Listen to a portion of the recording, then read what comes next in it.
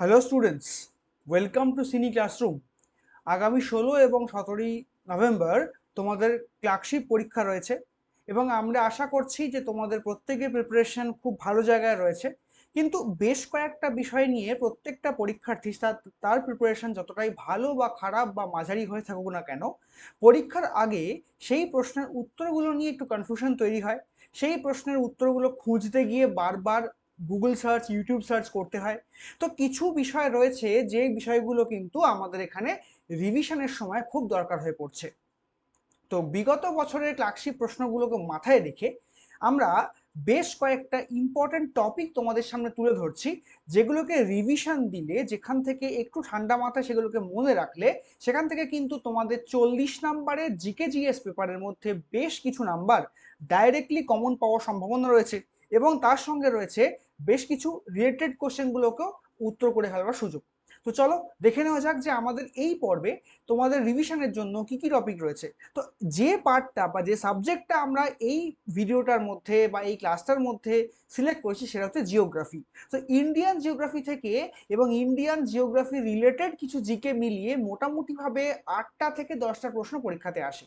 মানে 6টা প্রশ্ন ডাইরেক্টলি ফ্রম ইন্ডিয়ান জিওগ্রাফি এবং 2টো বা 3টে প্রশ্ন রিলেটেড টু জিওগ্রাফি, এরকম প্রশ্ন আসে। সেই 8টা বা 10টা প্রশ্ন কিন্তু আজকের ডিসকাশনটা ফলো করলে তার মধ্যে 80 থেকে 90% প্রশ্ন তোমরা চোখ বন্ধ করে আনসার করতে পারবে। তো দেখে নেওয়া যাক আজকের ক্লাসে আমাদের কি কি রয়েছে। তো প্রথম প্রশ্ন হচ্ছে বা প্রথম বিষয় হচ্ছে যে আমাদের ভারতবর্ষে কিছু মিনারেল রয়েছে বা কিছু খনিজ পদার্থ আছে। সেই খনিজ পদার্থগুলোর কিন্তু কি কি করা হয় না, এখানে হচ্ছে প্রোডাকশন স্টেট অথবা রিজার্ভ স্টেটগুলো কিন্তু জানতে চাওয়া হয়। যেহেতু ক্লার্কশিপটা ক্লাস 10 লেভেলের পরীক্ষা, সেই কারণে বিশেষ ডিটেলে পড়বার কিছু নেই, কিন্তু কয়েকটা ইম্পর্টেন্ট টপিক তোমাদেরকে জানতে হবে। যেমন ধরো হচ্ছে যে আমাদের এখানে প্রথম ইম্পর্টেন্ট যে খনিজ দ্রব্য তার নাম হচ্ছে কি না কয়লা। তো কয়লা যেখানে উৎপাদন করা হয়, সবচেয়ে বেশি উৎপাদন হয় কোথায় না ঝাড়খণ্ড রাজ্যে, এবং সব থেকে বেশি রিজার্ভ বা তার মানে পরিমাণটা সব থেকে বেশি রয়েছে কোথায় না ছত্তিশগড় রাজ্যে। তাহলে কয়লা উৎপাদন পাচ্ছি ঝাড়খণ্ড এবং রিজার্ভ পাচ্ছি ছত্তিশগড়। তারপর পাচ্ছি হচ্ছে ডায়মন্ড বা হিরে। তো ডায়মন্ড বা হিরে তার কিন্তু প্রোডাকশনটা আমাদের মধ্যপ্রদেশে, ভারতবর্ষে একটি মাত্র ডায়মন্ডের বা হিরে খনি আছে, নাম হচ্ছে পান্না। সেই পান্না নিয়ে কিন্তু অনেকগুলো প্রশ্ন আছে। তো মধ্যপ্রদেশে কিন্তু ডায়মন্ডের প্রোডাকশন এবং রিজার্ভ দুটোই রয়েছে। এবং মনে রাখা ভালো যে মধ্যপ্রদেশের পান্না নামে একটি জায়গাতে কিন্তু হীরের খনি আছে। কিন্তু সবচেয়ে বড় কথা হচ্ছে এখানে যে পান্না টাইগার রিজার্ভ, এই পান্না কিন্তু ভারতবর্ষের one of the most beautiful tiger রিজার্ভের মধ্যে একটা। এবং তার সঙ্গে সঙ্গে পান্না হচ্ছে আমাদের ভারতবর্ষের 2011 সালে তৈরি হওয়া লাস্ট ইউনেস্কো মানে সার্টিফাইড বায়োস্ফিয়ার রিজার্ভ। পান্না কিন্তু 2011 সালে তৈরি হওয়া ইউনেস্কো সার্টিফাইড বায়োস্ফিয়ার রিজার্ভ। তো এই সংক্রান্ত প্রশ্নগুলো, অর্থাৎ এই ন্যাশনাল পার্ক, বায়োস্ফিয়ার রিজার্ভ এবং ওয়াইল্ড লাইফ স্যাংচুয়ারি সংক্রান্ত প্রশ্ন কিন্তু ক্লার্কশিপে গত বছরেও এসছে, 2015 সালেও এসেছিল, 2013তেও এসেছিল। তো বিগত 3 বছরে কিন্তু একই জায়গা থেকে প্রশ্ন বারে বারে আসছে, তাই এই শব্দগুলো কিন্তু তোমাদের মনে রাখা জরুরি। ফিরে আসছি আমাদের এখানে মিনারেলসের মধ্যে। তো মিনারেলসের মধ্যে এখানে তারপরে আমরা পাবো হচ্ছে আয়রন বা লোহা, যার প্রোডাকশন এবং রিজার্ভ দুটোই হচ্ছে কোথায় না ওড়িশাতে। এবং এটা কিন্তু আমাদের পিএসসি সার্কিটে পিএসসির ভীষণ পছন্দের প্রশ্ন, এইটাকে কিন্তু তোমরা মাথায় রাখবে। তারপরে চলে আসবো হচ্ছে তামা বা কপার, যার প্রোডাকশনটা সবচেয়ে বেশি হয় কোথায় না মধ্যপ্রদেশে, এবং যার রিজার্ভটা সবচেয়ে বেশি আছে রাজস্থানে। এবং রাজস্থানে ক্ষেত্রী বলে একটি মাইন রয়েছে বা একটি খনি রয়েছে, সেই ক্ষেত্রী নামের খনিটায় কিন্তু সবচেয়ে বেশি পরিমাণে আমাদের এখানে কপার রিজার্ভটা পাওয়া যাচ্ছে।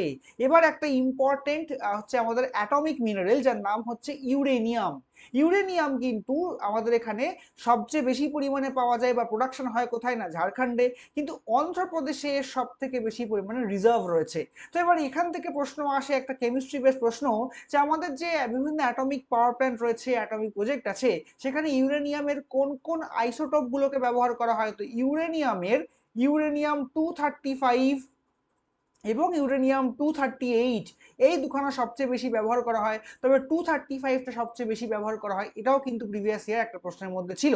এবার চলে আসবো হচ্ছে সোনা বা গোল্ড। সবচেয়ে বেশি পরিমাণে সোনার প্রোডাকশন হয় কর্ণাটক রাজ্যে। তোমরা সকলেই হয়তো কোলার গোল্ডফিল্ড বা কেজিএফ সিনেমাটা দেখেছো, তো সেখানেই কিন্তু ইন্ডিয়ার সবচেয়ে বড় সোনার প্রোডাকশন হাউস রয়েছে। কিন্তু বিহার রাজ্যে কিন্তু এখানে রিজার্ভটা সব থেকে বেশি। এবং last but not the least, টিনের প্রোডাকশন কিন্তু হায়েস্ট হচ্ছে ছত্তিশগড় এবং তার রিজার্ভ হচ্ছে কিন্তু হরিয়ানা। আচ্ছা, এর সঙ্গে সঙ্গে একটা কারেন্ট অ্যাফেয়ার্স তোমাদেরকে মনে রাখতে হবে যে ইন্ডিয়াতে কিন্তু পৃথিবীর one of the largest lithium reserve পাওয়া গেছে। তাই লিথিয়াম রিজার্ভটা কিন্তু আমাদের এখানে জম্মু কাশ্মীর রাজ্যে প্রথম পাওয়া গেছিল, তারপরে কিন্তু সম্প্রতি বিহারে পাওয়া গেছে। তো লিথিয়ামের লার্জেস্ট রিজার্ভ কিন্তু ইন্ডিয়াতে জম্মু কাশ্মীরে দিগানা বলে ডিস্ট্রিক্ট রয়েছে, সেখানে কিন্তু পাওয়া গেছে লিথিয়ামের লার্জেস্ট রিজার্ভ জম্মু কাশ্মীরে পাওয়া গেছে। এটা কিন্তু অ্যাকচুয়ালি পিওরলি একটা কারেন্ট অ্যাফেয়ার্স, কারণ পিএসসির একটা মেন ইস্যু হচ্ছে যে একটু পুরনো কারেন্ট অ্যাফেয়ার্স পরীক্ষায় দেওয়া, এবং 2023-এর মাঝামাঝি এই লিথিয়াম রিজার্ভ নিয়ে কিন্তু ঘটনা আমাদের চোখে এসেছিল। পরের টপিকে যাই। এবার আমরা আমাদের খনিজ পদার্থ হয়ে গেল, খনিজ পদার্থ হয়ে যাওয়ার পরের টপিক হচ্ছে আমরা পড়বো হচ্ছে আমাদের এগ্রিকালচার প্রোডাকশন, অর্থাৎ বিভিন্ন ফসল কোথায় কোথায় প্রোডাকশন হয়। ভেরি ভেরি ইম্পর্টেন্ট গুলো আমি এখানে বলেছি, অনেকগুলো ইম্পর্টেন্ট ফসল রয়েছে, কিন্তু তার মধ্যে সব থেকে বেশি ইম্পর্টেন্ট হচ্ছে ধানের চাষ। ধান চাষ হয় হচ্ছে আমাদের পশ্চিমবঙ্গে, গম চাষের জন্য আছে হচ্ছে উত্তরপ্রদেশ, ভুট্টা চাষে আছে হচ্ছে কর্ণাটক, পালস বা ডাল চাষে হায়েস্ট হচ্ছে মধ্যপ্রদেশ, এবং সুগার কেন বা আখ চাষ হচ্ছে উত্তরপ্রদেশ। এটা ভীষণ ভীষণ পছন্দের প্রশ্ন পিএসসির, এখান থেকে অনেকগুলো প্রশ্ন আসে। চা উৎপাদনে সর্বপ্রথম হচ্ছে অ্যাসাম, এটাও কিন্তু ক্লার্কশিপ বা ফুড এসআই জাতীয় পরীক্ষার খুব পছন্দের প্রশ্ন। কফি উৎপাদন হচ্ছে কর্ণাটক, এবং আমাদের দেশে রোবাস্টা এবং অ্যারাবিকা দুই ধরনের কফি উৎপাদন হয়, এবং দুটোই কিন্তু প্রিভিয়াস ইয়ারে আসা প্রশ্ন।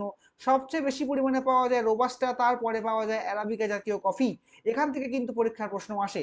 এই সঙ্গে বলে রাখি যে এই যে কোল বা কয়লা, এখান থেকে কিন্তু বলতে মানে মনে রাখতে হবে যে আমাদের ভারতবর্ষের সমস্ত কয়লা কিন্তু অ্যাকচুয়ালি বিটুমিনাস টাইপের কয়লা। অ্যান্থ্রাসাইড হচ্ছে সবচেয়ে ভালো কোয়ালিটি, সেটা খুব কম পাওয়া যায়, কিন্তু মেজরিটি যে কয়লাটা আমাদের হাউস হোল্ডে বা ইন্ডাস্ট্রি লেভেলে ব্যবহার করা হয় সেটা হচ্ছে বিটুমিনাস কয়লা। ঠিক আছে, এটাও কিন্তু মাথায় রাখতে হবে। আচ্ছা, এবার ধরো কটন বা তুলো, কটন বা তুলো উৎপাদন করা হয় কোথায় না হচ্ছে আমাদের এখানে হচ্ছে গুজরাটে। আচ্ছা, এইটা মাথায় রাখলে এখান থেকে মনে রাখতে হবে যে রেগুর মৃত্তিকা বা ব্ল্যাক সয়েল, রেগুর মৃত্তিকা বা হচ্ছে ব্ল্যাক সয়েল কোন চাষের জন্য উপযুক্ত না হচ্ছে তুলো উৎপাদনের জন্য উপযুক্ত। এবং বিভিন্ন রকমের মশলাপাতি সবকিছু বিভিন্ন বিভিন্ন জায়গায় হয়, বাট অল ওভার একটা প্রোডাকশনের গল্প আছে। তো অল ওভার প্রোডাকশনটা কিন্তু হচ্ছে আমাদের মধ্যপ্রদেশে। আচ্ছা, এবার এগুলো হচ্ছে খুব ইজি প্রশ্ন, মানে স্ট্রেট কাট প্রশ্ন পরীক্ষাতে এলে আমরা এগুলো পেতে পারি। কিন্তু যদি একটু শক্ত প্রশ্ন ঘুরিয়ে প্রশ্ন পরীক্ষাতে আসে, কারণ আমাদের ক্লার্কশিপ পরীক্ষাতে 4টে শিফটে পরীক্ষা হবে। এবার পরীক্ষা যত এগোবে তখন কিন্তু প্রশ্নের মান এবং প্রশ্নের কোয়ালিটি তত কিন্তু হাই হবে। তো সেই জন্য টোটাল ফুড গ্রেন বা টোটাল খাদ্যশস্য প্রোডাকশনে হাইয়েস্ট রাজ্যের নাম হচ্ছে উত্তরপ্রদেশ, টোটাল ফল প্রোডাকশনে হাইয়েস্ট রাজ্য হচ্ছে অন্ধ্রপ্রদেশ, মাংস বা মিট প্রোডাকশনে হাইয়েস্ট রাজ্যের নাম হচ্ছে মহারাষ্ট্র, টোটাল মিল্ক প্রোডাকশন গত বছর ছিল রাজস্থান, এবছর ছিল মানে এবছরে কিন্তু আবার উত্তরপ্রদেশ নিজের জায়গায় ফেরত এসছে। এবার এটা একটা ডাউটফুল প্রশ্নের জায়গা যে পিএসসি নিজের কোন বছরের তথ্য মানে উত্তর নেবে। 2023 ধরলে কিন্তু রাজস্থান হচ্ছে দুধে হাইয়েস্ট, 2024 ধরলে উত্তরপ্রদেশ কিন্তু দুধ প্রোডাকশনে হাইয়েস্ট, মাছ প্রোডাকশনে হাইয়েস্ট হচ্ছে অন্ধ্রপ্রদেশ, এবং তারপরে হচ্ছে পশ্চিমবঙ্গ। এবং বলে রাখা ভালো, এটা কিন্তু হচ্ছে মেরিন ফিশ প্রোডাকশন বা সামুদ্রিক মাছের কথা বলা হয়েছে, কিন্তু লোকাল খাল বিল নদী নালা থেকে যে মাছ পাওয়া যায় ইনল্যান্ড ফিশ প্রোডাকশনে 2024 সালের হাইয়েস্ট রাজ্যের নাম হচ্ছে উত্তরপ্রদেশ, এবং সিল্ক প্রোডাকশন তাতে তাতে হাইয়েস্ট কিন্তু হচ্ছে কর্ণাটক। এবং বলে রাখা ভালো, এই পুরোটাই কিন্তু হচ্ছে আমাদের 2023-24 ফাইন্যান্সিয়াল ইয়ারের ডেটা, মানে 2024 সালের 31শে মার্চ পর্যন্ত এই ডেটাগুলো আপডেট রয়েছে, সেখান থেকে কিন্তু সরকারি ওয়েবসাইট থেকে আমরা এই তথ্যগুলো নিয়েছি। এবং এই যে আমাদের এগ্রিকালচার প্রোডাকশন, সেটাও কিন্তু 2023-24-এ national mineral development corporation limited তাদের যে সরকারি ওয়েবসাইট, সেখান থেকে তথ্যগুলো নেওয়া হয়েছে, কোনো বই বা কোনো নোটস থেকে নেওয়া কিন্তু হয়নি। ঠিক আছে। আচ্ছা, এরপর চলে আসবো হচ্ছে আমরা কিছু ওয়ান লাইনার ইনফরমেশন। তার মধ্যে অনেক বিষয় রয়েছে যে বিষয়গুলোকে আলাদা করে বিষয় হিসেবে ভাবার প্রয়োজন পড়ে না, কারণ যেহেতু ব্যাপারটা আমাদের জিকের মধ্যে আছে, সেই জন্য এই প্রশ্নগুলো কিন্তু আমাদের রেগুলার প্রশ্ন। যেমন ভারতবর্ষের প্রথম অ্যাটমিক এনার্জি প্ল্যান্ট কি জিনিস না, ভারতবর্ষের প্রথম অ্যাটমিক এনার্জি প্ল্যান্ট তৈরি হয়েছিল 1969 সালে মহারাষ্ট্রের তারাপুরে। Very very very very important প্রশ্ন, অনেকবার পরীক্ষাতে এসছে। রাজস্থানে হচ্ছে ভারতবর্ষের highest solar energy production state, এটা কিন্তু ভীষণ পছন্দের প্রশ্ন, অনেকবার এসছে। এবং উইন্ড পাওয়ারে ইন্ডিয়ার সব থেকে হাইয়েস্ট প্রোডাকশনটা হচ্ছে তামিলনাড়ু, এটাও কিন্তু পিএসসির বিভিন্ন পরীক্ষায় বহুবার এসছে। ন্যাশনাল হাইওয়ে অথরিটি, আমাদের যতগুলো হাইওয়ে রয়েছে, এক্সপ্রেসওয়ে রয়েছে, সেগুলো তৈরি করবার বা তাকে মেনটেন করবার ক্ষমতা রয়েছে একমাত্র ন্যাশনাল হাইওয়ে অথরিটি অফ ইন্ডিয়ার হাতে, যাকে শর্ট ফর্মে বলা হয় NHAI, যা তৈরি হয়েছিল 1995 সালে। এবং মনে রাখতে হবে যে আমাদের দেশে এই মুহূর্তে কিন্তু এদের হাতেই প্রায় 44খানা এক্সপ্রেসওয়ে রয়েছে। হাইওয়ে তো অনেক আছে, সেগুলো পড়বার দরকার নেই, কিন্তু 44খানা এক্সপ্রেসওয়ে আমাদের হাতে রয়েছে। তো এটা কিন্তু ভীষণভাবে ইম্পর্টেন্ট প্রশ্ন। এবং লংগেস্ট যদি এক্সপ্রেসওয়ে বলতে হয়, তাহলে কিন্তু ব্যাপারটা দাঁড়াবে হচ্ছে দিল্লি মুম্বাই এক্সপ্রেসওয়ে। এটা কিন্তু হচ্ছে ভারতবর্ষের সব থেকে লংগেস্ট এক্সপ্রেসওয়ে বা সব থেকে লম্বা এক্সপ্রেসওয়ে, ঠিক আছে। আচ্ছা, লংগেস্ট ন্যাশনাল হাইওয়ে হচ্ছে NH44, ন্যাশনাল হাইওয়ে বা জাতীয় সড়ক নাম্বার 44, এবং শ্রীনগর থেকে কন্যাকুমারী পর্যন্ত বিস্তৃত, প্রায় 13খানা রাজ্যের ওপর দিয়ে এটা বিস্তার পেয়েছে। এবং সব থেকে ছোট যে হাইওয়ে রয়েছে সেটা হচ্ছে ন্যাশনাল হাইওয়ে নাম্বার 766 কর্ণাটক রাজ্যে বিস্তৃত রয়েছে, ঠিক আছে। আচ্ছা, ইস্ট এবং ওয়েস্ট এর মধ্যে যে হাইওয়ে রয়েছে, সেই হাইওয়েটা কিন্তু হচ্ছে পশ্চিম পূর্ব দিকে শিলচর থেকে পশ্চিম দিকে গুজরাটের পোরবন্দর পর্যন্ত বিস্তৃত। Very very very very important. এবং 8টা স্টেটের ওপর দিয়ে গেছে। এই 8টা স্টেট শব্দটা যদি পরীক্ষায় কমন নাও আসে, আরেকটা জায়গা থেকে আমরা পরীক্ষায় কমন পাবো, যার নাম হচ্ছে ট্রপিক অফ ক্যান্সার বা কর্কট ক্রান্তি রেখা। ভারতবর্ষের 8খানা রাজ্যের ওপর দিয়ে গেছে, যাদের মধ্যে কিন্তু বিহার এবং ওড়িশা পড়ে না। পশ্চিমবঙ্গের নদিয়া জেলার ওপর দিয়ে, পুরুলিয়ার ওপর দিয়ে, বর্ধমানের ওপর দিয়ে, বাঁকুড়ার ওপর দিয়ে কিন্তু কর্কট ক্রান্তি রেখা পাশ করেছে। ঝাড়খণ্ডের ওপর দিয়ে যেতে পারে, ত্রিপুরার ওপর দিয়ে যেতে পারে, মধ্যপ্রদেশের ওপর দিয়ে গেছে, গুজরাটের ওপর দিয়ে গেছে, রাজস্থানের ওপর দিয়ে গেছে, কিন্তু বিহার এবং ওড়িশার ওপর দিয়ে যায়নি। এবং পিএসসি এই দুখানা প্রশ্ন বারে বারে করেছিল যে কোন দুটো রাজ্যের ওপর দিয়ে কর্কট ক্রান্তি রেখা যায় না, সেটা হচ্ছে বিহার এবং ওড়িশা। এই 8টা স্টেট কিন্তু শুধুমাত্র হাইওয়েতে নেই, এই 8টা স্টেট শব্দটা কিন্তু ট্রপিক অফ ক্যান্সার বা 23.5 ডিগ্রি উত্তর কিংবা কর্কট ক্রান্তি রেখার মধ্যেও কিন্তু এই শব্দটা রয়েছে। লংগেস্ট ন্যাশনাল হাইওয়ে, পশ্চিমবঙ্গের ওপরেও কিন্তু অনেক হাইওয়ে রয়েছে, এবং প্রায় প্রায় 16-17খানা হাইওয়ে পশ্চিমবঙ্গের ওপর দিয়ে বয়ে গেছে। তো সেই 16-17খানা হাইওয়ের মধ্যে লংগেস্ট ন্যাশনাল হাইওয়ে হচ্ছে NH27, যেটা কিনা হচ্ছে বিহার থেকে আসাম পর্যন্ত বিস্তৃত, এবং শিলিগুড়ির কাছে ডালখোলার ওপর দিয়ে গেছে এই রাস্তা। NH2 পশ্চিমবঙ্গের ওপর দিয়ে বয়ে গেছে, যা কলকাতা থেকে দিল্লিকে কানেক্ট করছে। NH6 কলকাতা থেকে বোম্বেকে কানেক্ট করছে। লার্জেস্ট রোড নেটওয়ার্ক আছে কোথায় না উত্তরপ্রদেশে। এবং যদি বলা হয় যে লংগেস্ট হাইওয়ে কোন রাজ্যের মধ্যে আছে, মানে সবচেয়ে বেশি সংখ্যায় লম্বা হাইওয়ে, সবচেয়ে বেশি সংখ্যায় হাইওয়ে রয়েছে কোথায় না মহারাষ্ট্রে, কিন্তু সবচেয়ে বেশি সংখ্যায় হাইওয়ে রয়েছে বা সবচেয়ে লম্বা হাইওয়ে লেংথে সবচেয়ে বেশি হাইওয়ে রয়েছে। গোল্ডেন কোয়াড্রিল্যাটারাল, অর্থাৎ আমাদের যে 4টে মেন শহর, দিল্লি, কলকাতা, বোম্বে, চেন্নাই, এই 4টে শহরকে জয়েন করেছে যে হাইওয়ে গুলো, তাদেরকে বলা হয় গোল্ডেন কোয়াড্রিল্যাটারাল বা সোনালী চতুর্ভুজ প্রকল্প। তো 1999 সালে এই প্রকল্প কিন্তু শুরু হয়, এবং 2012 সালে গিয়ে এই প্রকল্প শেষ হয়। এই প্রকল্প উদ্বোধন করেছেন যিনি, তার নাম হচ্ছে অটল বিহারী বাজপেয়ী। 1999 সালে অটল বিহারী বাজপেয়ী কিন্তু দুটো প্রজেক্ট চালু করেন। এক হচ্ছে প্রধানমন্ত্রী গ্রাম সড়ক যোজনা, এবং দ্বিতীয় হচ্ছে গোল্ডেন কোয়াড্রিল্যাটারাল প্রজেক্ট, মনে থাকবে। আচ্ছা, এই ভারতবর্ষের প্রথম প্লেন বা ফ্লাইট চালু হয়েছিল 1912 সালে, রাইট। আচ্ছা, এবার ভারতবর্ষের সব থেকে ব্যস্ততম এয়ারপোর্ট, তার নাম হচ্ছে ইন্দিরা গান্ধী ইন্টারন্যাশনাল এয়ারপোর্ট, যেটা কোথায় না নিউ দিল্লিতে। এবং ভারতবর্ষের মধ্যেই রয়েছে পৃথিবীর সব থেকে লম্বা রেলওয়ে স্টেশন, এবং সেটা বর্তমানে হচ্ছে কর্ণাটকের হুব্বালি। এটা কিন্তু কারেন্ট অ্যাফেয়ার্স ভীষণভাবে কমন আসবে। একদম প্রথমে ছিল হচ্ছে খড়গপুর, তারপরে হলো গিয়ে গোরখপুর, তারপরে হলো গিয়ে কর্ণাটকের হুব্বালি, ঠিক আছে। আচ্ছা, এবার নেক্সট নেক্সট পার্টে যাই, যে এটা আমরা ইন্ডিয়ার সব থেকে ব্যস্ততম এয়ারপোর্টের কথা পড়লাম, কিন্তু আমাদেরকে কিন্তু এবারে পড়তে হবে পৃথিবীর সব থেকে ব্যস্ততম এয়ারপোর্ট, কারণ এই জাতীয় প্রশ্নগুলো 2019-এর পরীক্ষায় প্রায় 7 থেকে 8টা এসছিল, এরকম বিজিয়েস্ট, লংগেস্ট, হাইয়েস্ট, শর্টেস্ট টাইপের শব্দ। তো আটলান্টা, ইউএস এর আটলান্টা শহরে কি রয়েছে না হচ্ছে হার্টসফিল্ড জ্যাকসন এয়ারপোর্ট। এটা হচ্ছে পৃথিবীর সব থেকে ব্যস্ততম এয়ারপোর্ট।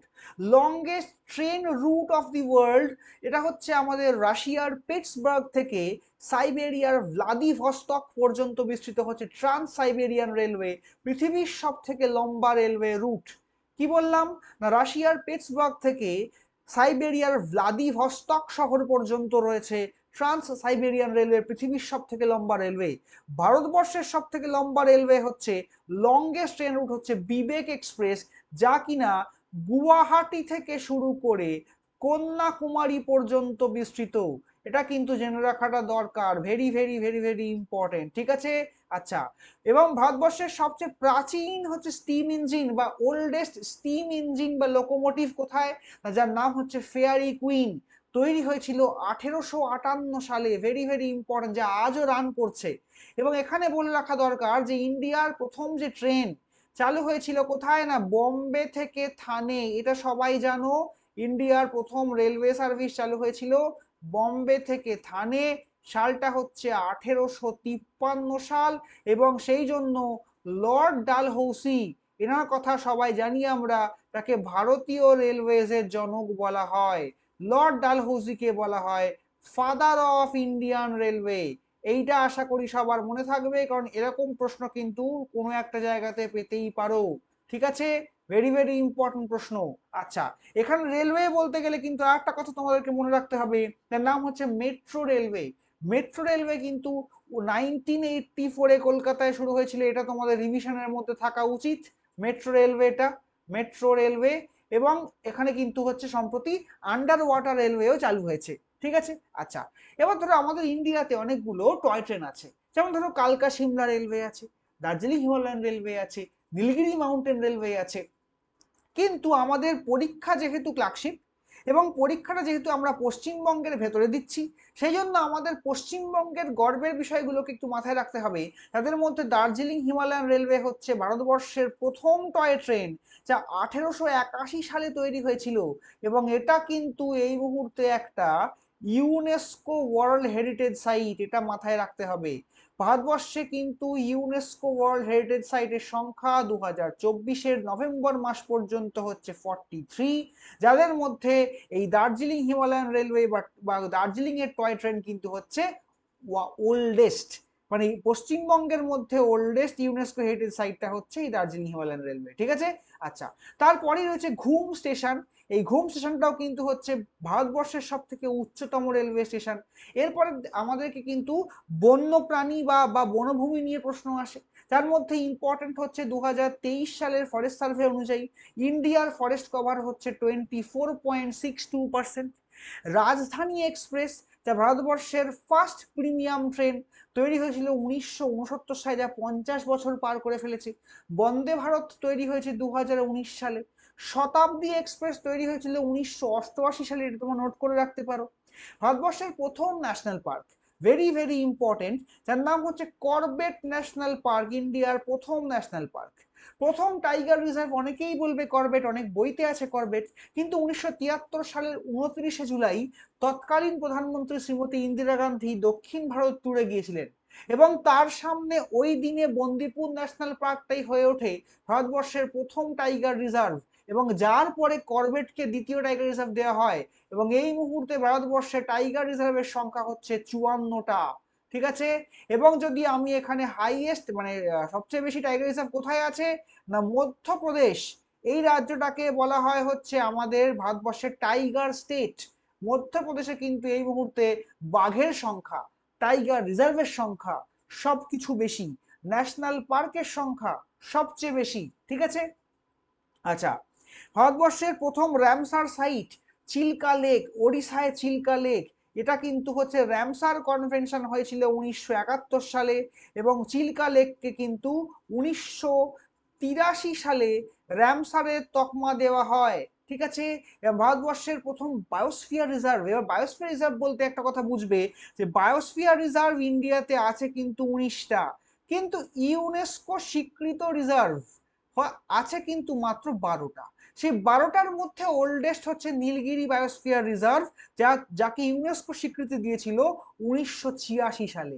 এবং নীলগিরি বায়োস্ফিয়ার রিজার্ভের কথা বললেই কিন্তু আমাদের একটা কথা মাথায় রাখবে, একটা একটা তথ্য পড়ে নেবে যে সাইলেন্ট ভ্যালি মুভমেন্ট, এটা কিন্তু এই নীলগিরি বায়োস্ফিয়ার রিজার্ভকে বাঁচাবার জন্যই তৈরি হয়েছিল 1986-87 দিকে। এই সাইলেন্ট ভ্যালি মুভমেন্টের নেতা কে, কত সালে তৈরি হয়েছে, এগুলো একবার রিভিশন দিয়ে যাবে। তবুও আমরা কিন্তু পরবর্তী বিভিন্ন ক্লাস, পরীক্ষার আগে পর্যন্ত বেশ কিছু ক্লাস থাকছে, যে ক্লাসে কিন্তু এই সমস্ত তথ্যগুলো আমরা তোমাদের সামনে তুলে ধরবো, যেখান থেকে তোমাদের রিভিশনটা হয়ে যাবে। এবং এগুলো কিন্তু অনেক ক্ষেত্রে পরীক্ষার কাট অফ মার্কস কে পার করবে কি করবে না তার একটা নির্ধারক বস্তু হয়ে ওঠে। এবং এই পরীক্ষায় যেহেতু ব্যাপারটা পরীক্ষাতে, মেন পরীক্ষাতে যোগ হচ্ছে নাম্বার, সেজন্য কিন্তু কাট অফের থেকে একটু বেশি নাম্বার থাকাটা তোমাদের কাছে জরুরি। সেই জন্য this topics are very very important for last minute revision. Okay, আচ্ছা, এরপর আসছি কিছু একদম বেসিক তথ্যে একবার করে রিভাইজ করিয়ে দিই যে পৃথিবীর সব থেকে উচ্চতম শৃঙ্গ, যার নাম হচ্ছে মাউন্ট এভারেস্ট, যা কিনা নেপালে অবস্থিত এবং যাকে নেপালে সাগর মাথা বলে ডাকা হয়, তিব্বতে চমলুংমা বলা হয়। ভারতবর্ষের সর্বোচ্চ শৃঙ্গ হচ্ছে গডউইনার শৃঙ্গ K2, কিন্তু এটা ভারতবর্ষে নয়, ভারতবর্ষের সর্বোচ্চ শৃঙ্গ ইন ইন্ডিয়া বলা হয়, তাহলে কিন্তু উত্তর হচ্ছে কাঞ্চনজঙ্ঘা। এটা ভীষণ ভীষণ ভীষণ ভীষণ ডাউটফুল প্রশ্ন, বারে বারে ভুল করি আমরা।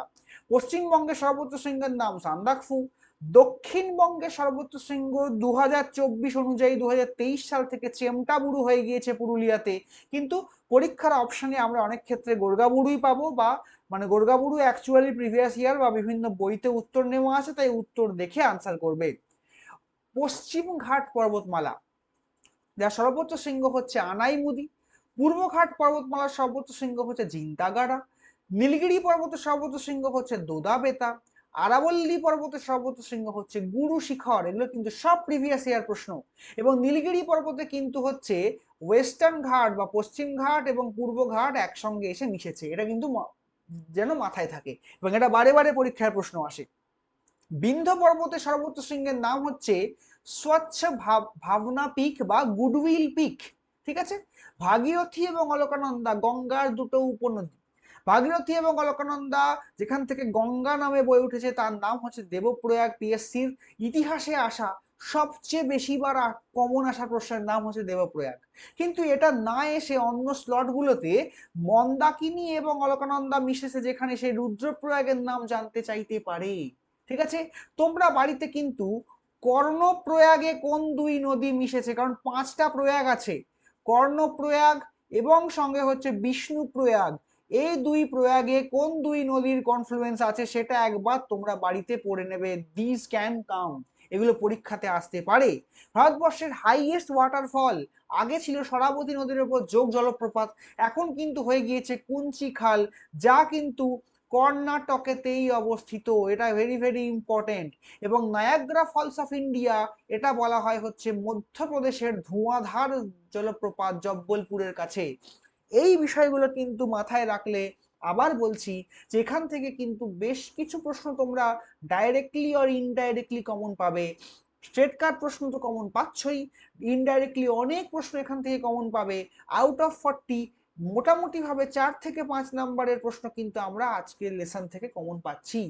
ঠিক আছে? তোমাদের সঙ্গে আবার দেখা হচ্ছে পরের টপিক নিয়ে। তোমরা এই টপিকগুলোকে ভালো করে পড়তে থাকো, ভালো করে দেখে নাও ভিডিওটা। এখানে 99.99% পয়েন্ট তোমরা জানো, জাস্ট ফর রিভিশন এই ভিডিওগুলো তোমরা দেখে নাও। Thank you for this class.